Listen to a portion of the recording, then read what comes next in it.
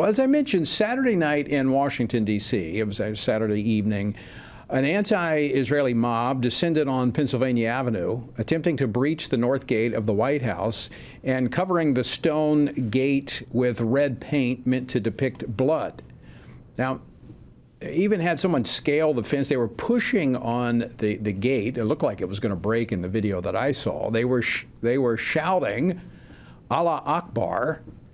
As I said, some scaled the fence, waving a Palestinian flag. So let me ask you this question. How many of these vandals and rioters, and by the way, on their way there, they defaced a number of statues in public property here in D.C. How many of these rioters did the Secret Service arrest? Not a single one. Now, this fits a pattern we've seen with a two-tiered system of justice that targets pro-life advocates, conservatives, parents at school board meetings, or individuals nowhere near the Capitol on January the 6th while indulging the lawlessness of the left.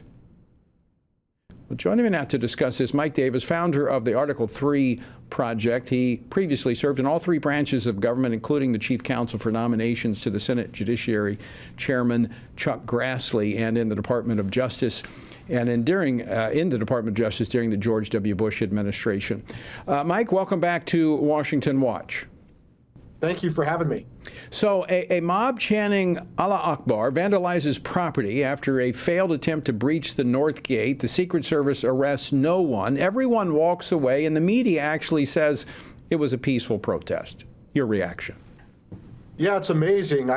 It just seems like these protests are peaceful and mostly peaceful when you're dealing with BLM and Antifa and Hamas supporters, and when you deal with pro-life Christians or parents outside of school board meetings or the Kavanaugh confirmation or January 6th, that seems like it's a much different take by the Biden Justice Department. I think this is an important point. Since October 7th, the worst terrorism imaginable in Israel and the chaos in the United States where you have these BLM and Hamas supporters threatening violence against Jewish Americans, particularly on college campuses, the Biden Justice Department's Civil Rights Division has put out 36 press announcements, including a speech by Kristen Clark, the head of the Civil Rights Division, Biden's Assistant Attorney General for Civil Rights.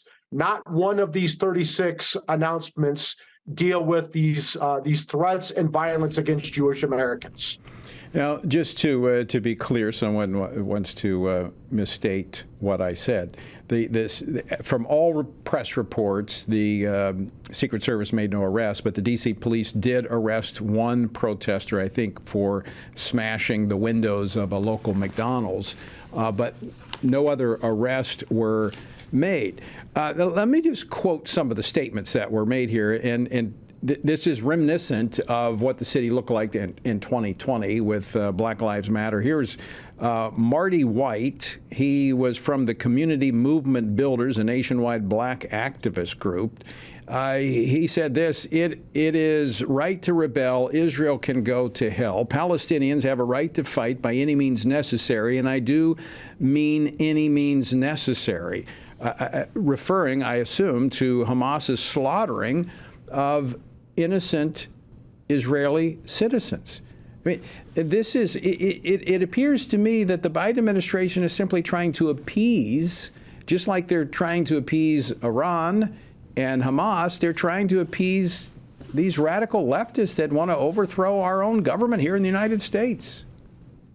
Yeah, what happened on October 7th? We had Iran-backed Hamas kidnapping, raping, torturing, and murdering women, children, babies, the elderly, the disabled. Over 1,300 Israelis were killed. Over 31 Americans were killed. We have over 200 hostages.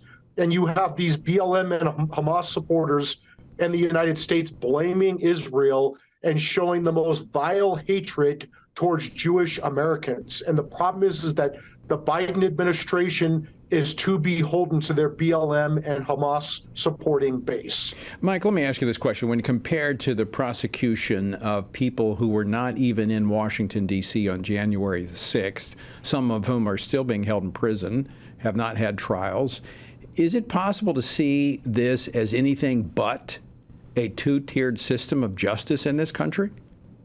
Yeah, I don't think that the Biden administration, President Biden and his Justice Department are even pretending that we have one system of justice in America. Remember, they're going after President Trump, Trump's top aides, Trump's supporters, pro-life Christians praying outside of abortion clinics, parents outraged by gender chaos and the resulting rapes in high school bathrooms. The Biden Justice Department is going after them while the Biden Justice Department ignores BLM and Antifa and Hamas supporters and Biden's foreign bribery and corruption scandals. We have a politicized and weaponized justice system, and that is not sustainable as a country. These are republic-ending tactics by these Democrats, and maybe with today's Marxist Democrat Party, maybe that's what they want. Mike Davis, thanks so much for joining us. Appreciate your insight.